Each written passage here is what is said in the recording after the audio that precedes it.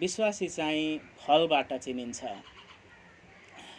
कुनै पनि विश्वासीको जब उसले ख्रिस्टलाई ग्रहण गर्यो, यहाँ निधारमा विश्वासी अथवा क्रिस्चियन भनेर लेखेको हुँदैन कहीँ पनि, हैन। मानिसहरूले देख्ने गरी हाम्रो शरीरमा कहीँ पनि विश्वासी हो यो अथवा क्रिस्चियन भनेर लेखेको हुँदैन।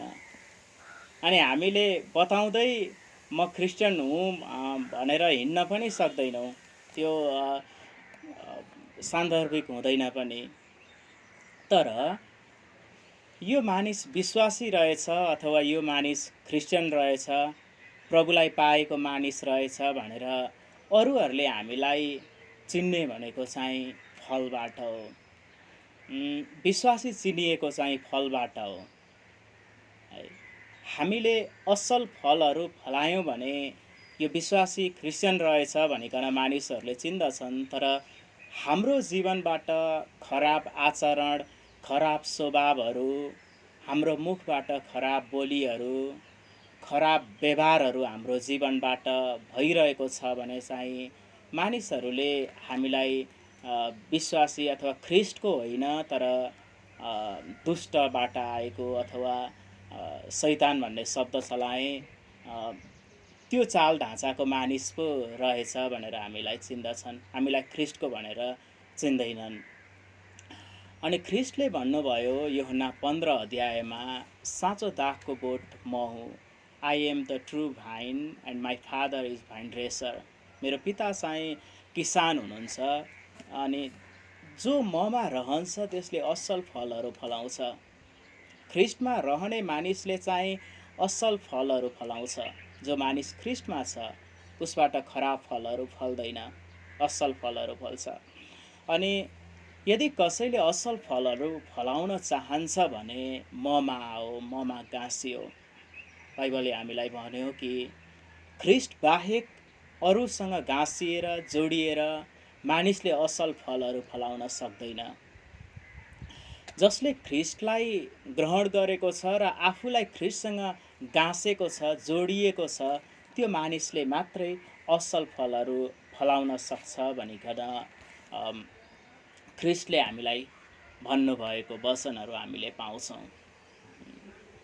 त्यो फलहरू, त्यो प्रेमको फल, त्यो आनन्दको फल, त्यो शान्तिको फल, धीरजको फल, भलाइको फल, संयम, नम्रता र विश्वसनीयताको फल, यी फलहरू चाहिँ ख्रिस्टमा भएको मानिसले मात्रै फलाउन सक्छ। ख्रिस्टसँग गाँसिएको मानिसले मात्रै फलाउन सक्छ।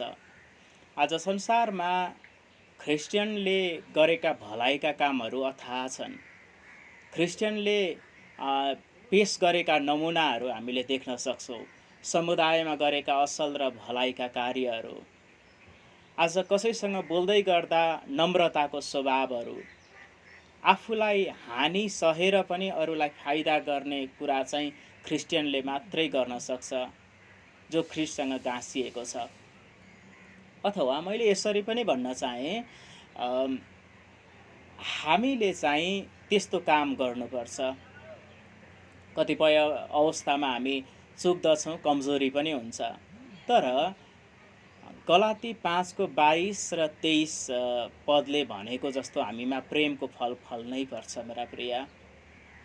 यदि हामी म क्रिस्चियन हुँ भनिकन मानिसहरूलाई चिनाउन चाहन्छौँ भनेदेखिलाई हामीमा प्रेमको फल लाग्नुपर्छ। हेर्नुहोस्, मानिसहरूलाई प्रेम गर्ने कुरा, आफैलाई जस्तै अरूको दुःखमा सहायता गर्ने कुरा, भलाइको कामहरू गर्ने कुरा, यदि हामीमा फल फलाउन चाहन्छौँ अथवा फलेको रुचाउँछौँ, मन पराउँछौँ, फल्नै पर्छ। फेरि हाम्रो चोइस पनि होइन यो यदि हामी ख्रिस्टमा भएर जिउन चाहन्छौँ भने फल फल्नै पर्छ।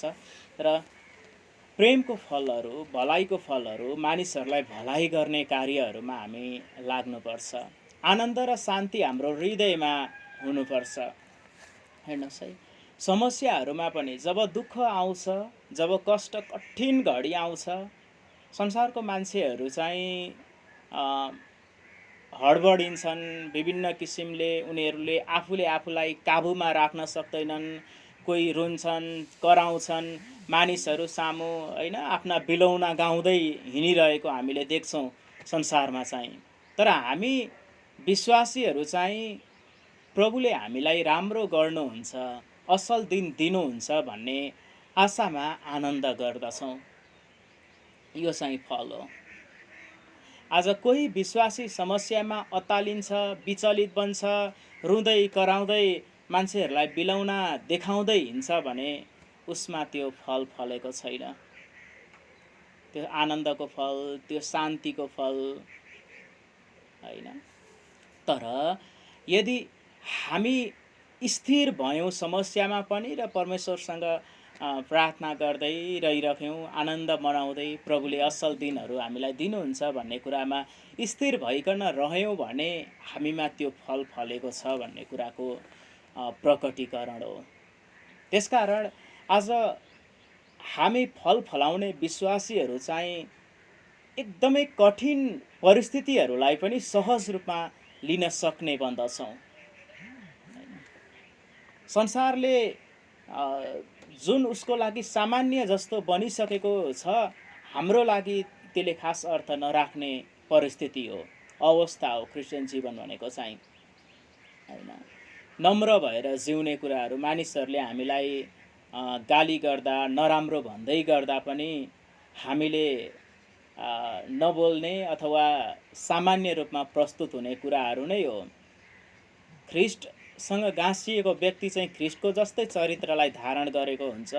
अनि जसरी उहाँलाई क्रुसमा चढाउँदै गर्दा पिलातुसले होइन, त्यो समय मानिसहरूले ख्रिस्टलाई नराम्रो भन्दै गर्दा अथवा प्रश्नहरू सोध्दै गर्दा, विभिन्न व्यङ्ग्यात्मक शैलीमा ख्रिस्टको सामु पेश हुँदै गर्दा पनि ख्रिस्टले जसरी नम्रतापूर्वक सबै कुराहरूलाई सहज रूपमा लिएर आफूलाई प्रस्तुत गर्नुभयो नि, त्यो जीवन चाहिँ हामीमा पनि हुनुपर्छ।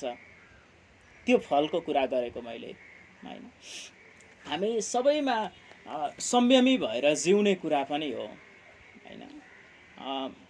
कठिनाइहरूमा संयमी भएर अघि बढ्ने कुरा, मानिसहरूले हामीलाई नराम्रो भन्दा अथवा नराम्रो गर्दा पनि त्यो परिस्थितिमा आफूलाई संयम बनाउने, कति आवेग ल्याउने कुराहरू हुन्छन्। मानिसहरूले हामीलाई नराम्रो भनिरहेका हुन्छन् अथवा नराम्रो गरिरहेका हुन्छन् ताकि हामी पनि उसमाथि जाइ लागौँ भन्ने हेतुले होइन मानिसहरू आइलाग्छन्। तर जाइ नलाग्ने जीवन चाहिँ फल फलेको क्रिस्चियन जीवन हो। चुपचाप लागेर बस्ने कुरा, सहने कुरा। हामीलाई थाहा छैन कागतीको बोटमा रिठा फलेको होइन, अथवा रिठाको बोटमा कागती फलेको हामीले देखेका छैनौँ। रिठाबाट रिठा नै फल्छ, कागतीबाट कागती नै फल्छ होइन। काँडा या सिउँडीका बोटहरूबाट अङ्गुरहरू फलेको हामीलाई थाहा छैन, देखेका छैनौँ।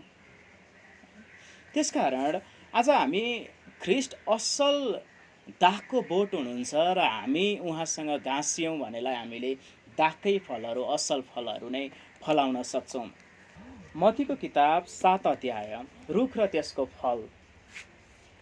हेर्नुहोस् है, म सर पाठ गर्छु, हजुरहरूले ध्यानपूर्वक सुनिदिनुहोस् ल।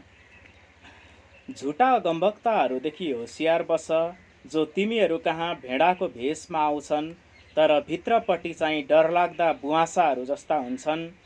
तिनीहरूका फलबाट तिमीहरूले तिनीहरूलाई चिन्नेछौ। के काँडाको बोटबाट अङ्गुर अथवा सिउँडीबाट अन्जिर टिपिन्छ र? त्यसै गरी हरेक असल रुखले असल फल फलाउँछ, तर खराब रुखले खराब फल फलाउँछ।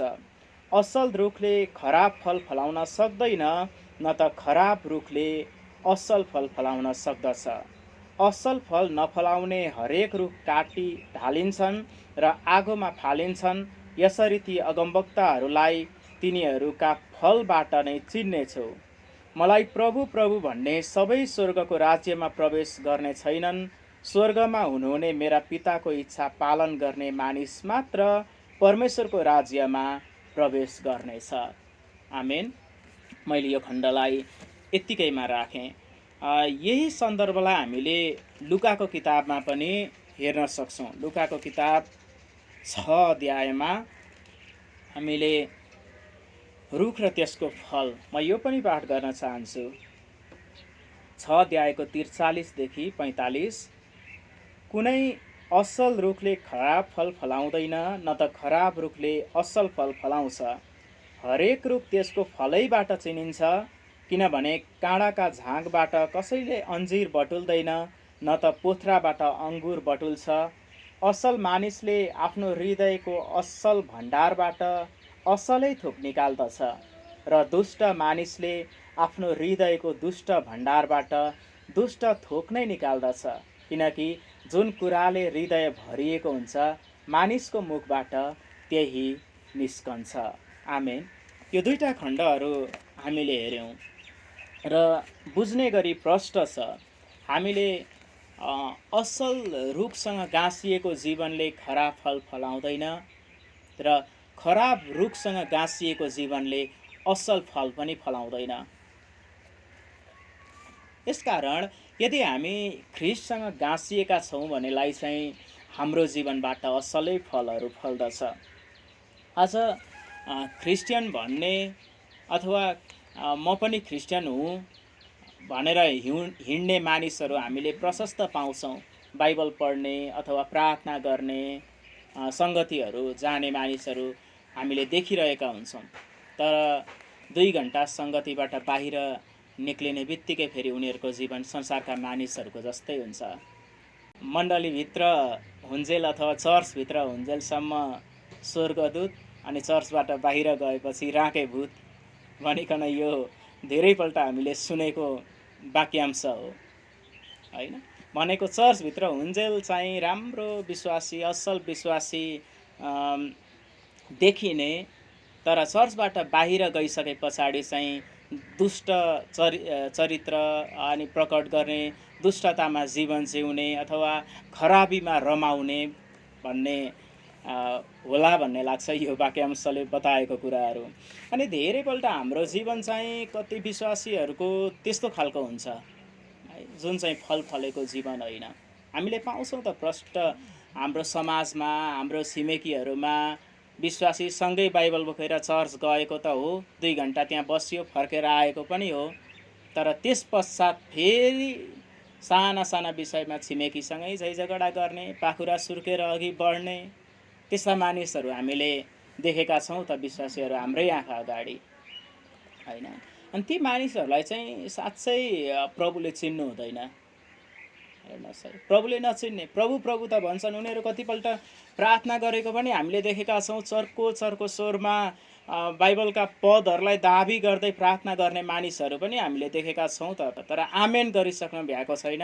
अरू मानिसहरूको बदख्वाइ गर्ने, अरू मानिसहरूलाई नराम्रो भन्ने, होइन, झैझगडा गर्न तम्सिने यस्ता मानिसहरू पनि हामीले देखेका छौँ। यी मानिसहरू पनि फल फलेको मानिस होइन, होइन? यी मानिसहरू पनि प्रभुले चिन्ने मानिसहरू होइन। यस्ता धेरै चरित्रहरू हामीले देखेका छौँ विश्वासीहरूमा पनि, है।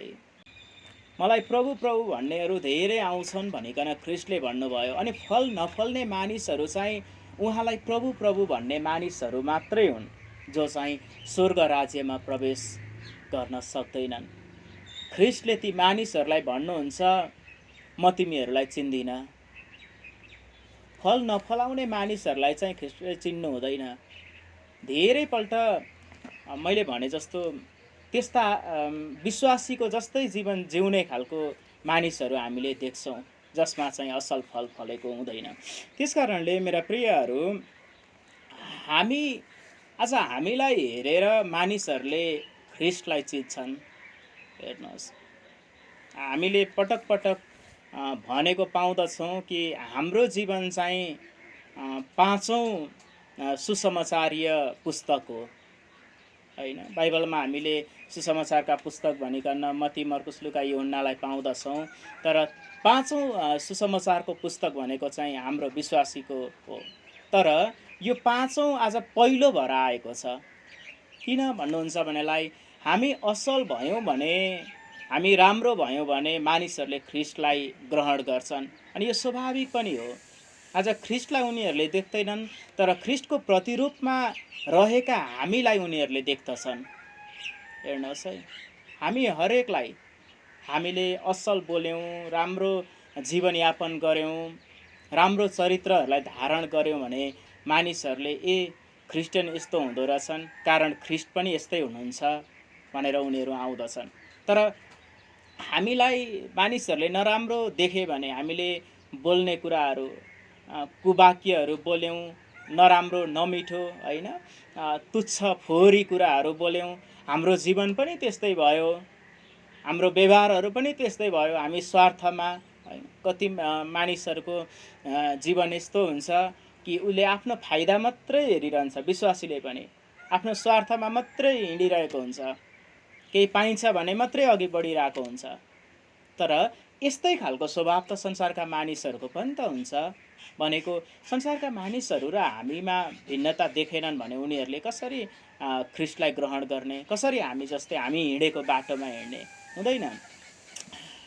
यूहन्नाको किताब 14 अध्यायको 9 पदलाई म पल्टाउन चाहन्छु। हजुरहरूले पनि पल्टाउनुहोस् बाइबल छ भने, नभए ध्यानपूर्वक सुन्नुहोस्।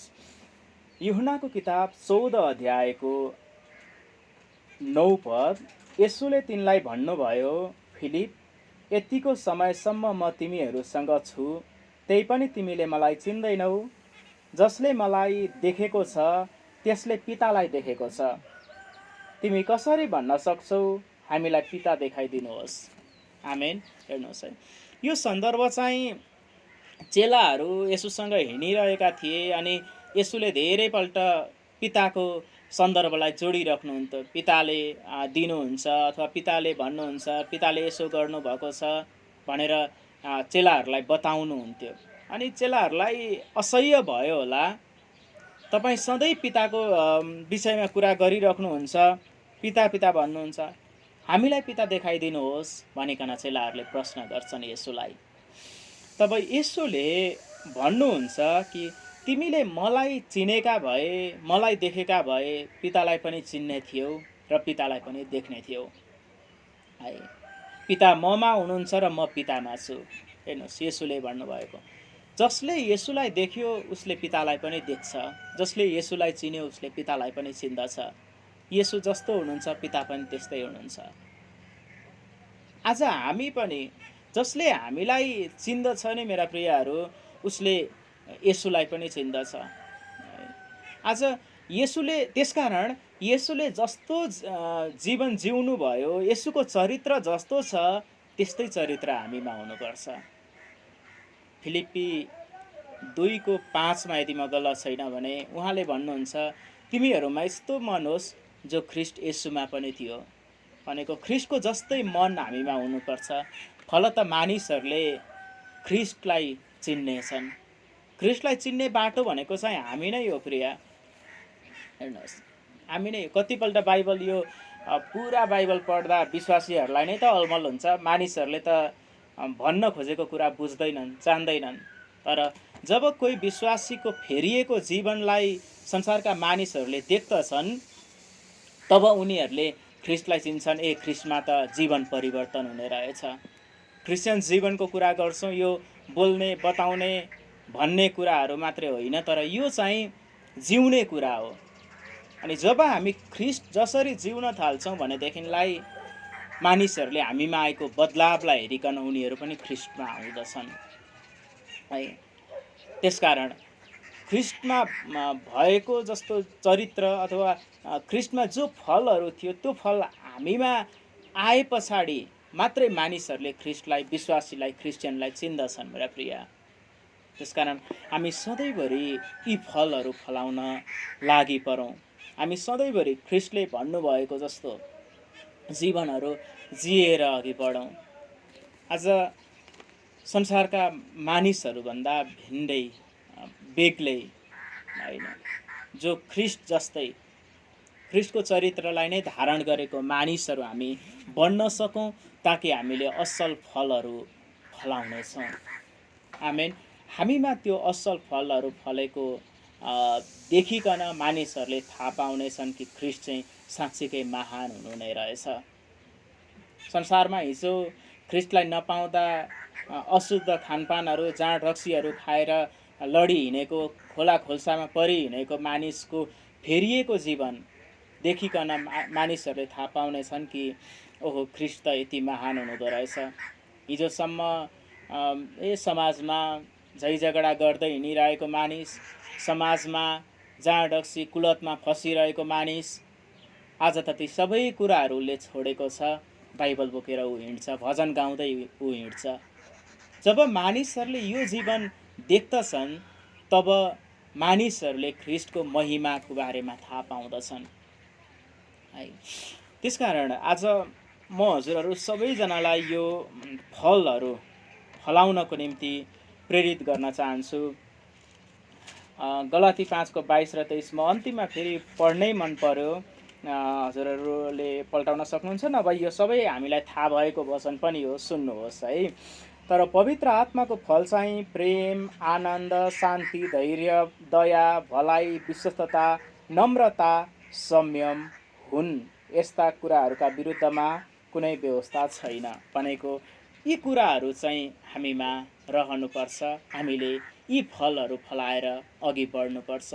त्यसकारण अन्तिममा म पुनः एकपटक हजुरहरू सबैजनालाई यो प्रेरणा दिन चाहन्छु, यो कुराहरूमा प्रेरित गर्न चाहन्छु कि हामी सबैमा प्रेमको फलहरू फल्न सकोस्, सबै मानिसहरूलाई प्रेम गरेर हामी जिउन सकौँ, शान्तिमा आनन्दमा रहन सकौँ, धैर्य गरिकन जिउने विश्वासीहरू हामी बढौँ, मानिसहरूलाई दया देखाउने कुराहरूमा, मानिसहरूलाई भलाइ गर्ने कुराहरूमा हामी निरन्तर लागिरहौँ, विश्वासयोग्यतामा जिउने कुराहरूमा हामी सधैँभरि विश्वासयोग्य बनिकन जिउन सकौँ अनि नम्र बनेर र संयमी बनेर हामी सधैँभरि जिउन सकौँ। जब हामी यसरी जिउँदछौँ तब हामीमा फल फलेको पाउँदछौँ अनि जब हामीमा फल फल्छ मानिसहरूले हामीलाई क्रिस्चियन विश्वासी भनिकन थाहा गर्दछन् र उनीहरू ख्रिस्टलाई चिन्नतर्फ प्रेरित हुँदछन्। परमेश्वरले हजुरहरू सबैजनालाई धेरै धेरै आशिष दिनुभएको होस्। आजको बिहानी परमेश्वरको कृपा भलाइको म हजुरहरू सबैको जीवनमा घोषणा गर्दै वचनको सेवालाई यहीँ राख्न चाहन्छु र यो समय दिनुहुने मण्डलीका अनलाइन फेलोसिपका सम्पूर्ण टिमलाई, भाइ सागर लगायत सम्पूर्ण टिमहरूलाई पनि म धेरै धेरै धन्यवाद दिन चाहन्छु। जय मसीह।